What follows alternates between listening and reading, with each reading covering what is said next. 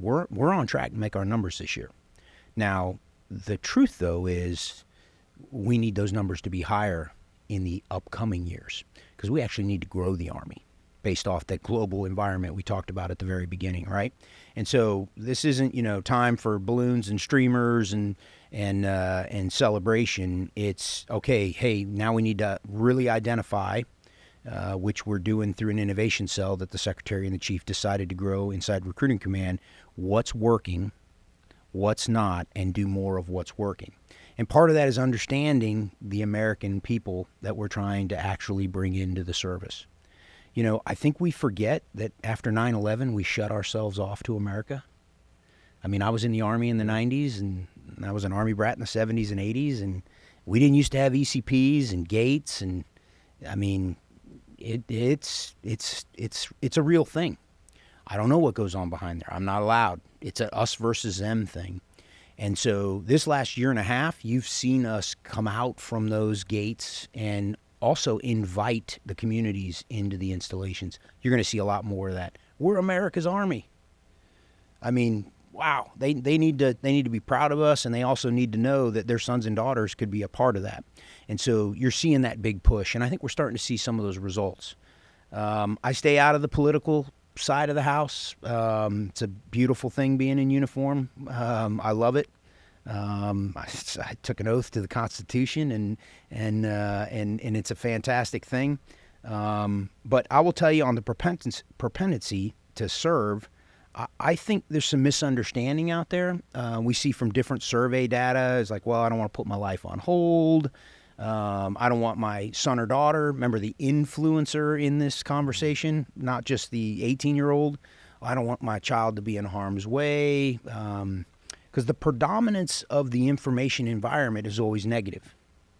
And so if they don't have any other interaction with a service member, whether it's a commercial, it's a recruiter, or it's just a military engagement from the whether it's Guard, Reserve, or active, from pick your camp post station inside your state, if they don't have a positive, then all they have is a negative. And I think we know where the media space is. Negative sells. Yeah. And so we've got to keep beating that drum and make sure that they understand that it's an amazing opportunity to serve your nation. It's also a doggone privilege. You brought up 9/11, and I think that really, for so many reasons in society and culture, but in the military, is a defining moment. Right now, there's really three cultures in the military, and you have the pre-9/11, so those who served now, who are at the most senior levels, like yourself and your peers, who knew the Army before 9/11. 9/11 occurred, and they became a wartime Army. You have my generation, which only saw the towers fall, and the plane hit this building, and said, yep, that's what I'm going to do. And I said, I'm not going to go be a war correspondent or a traffic reporter out in Maine. I'm going into the Army, and I'm going to go do something great. And then you have a new generation who doesn't know the war, doesn't really know the war on terror. They were born post 9/11. And your job in this role is to find a way to bring these three cultures together. How do you do that? That's a good one, right? I think first and foremost, we got to tell our story.